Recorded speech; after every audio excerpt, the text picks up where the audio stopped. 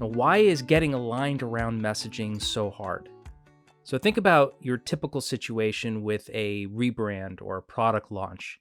And as part of that launch or rebrand, you need to redesign your messaging. And ideally, what you're able to do internally within your own company is to get everybody on the same page, where ideally the focal point is this kind of sweet spot between your product, your company, and the customer and their perception and their needs. But where there can be a breakdown is how that actually is executed. What actually happens is the strategy becomes kind of defaulted to something similar to building the plane as you're flying off the cliff.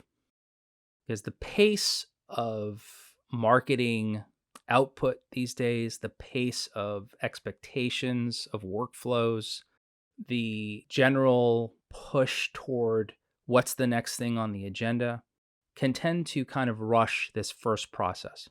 Instead of actually starting at the beginning, building a framework, and then using that to build out campaigns, it gets kind of flipped.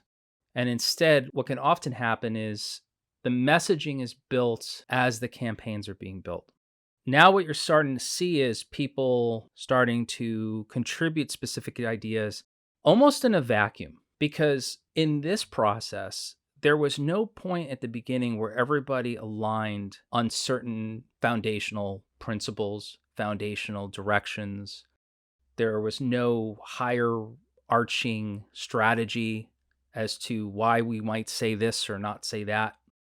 There might not be a lot of clarity over who the target audience is, even, or the ideal customer.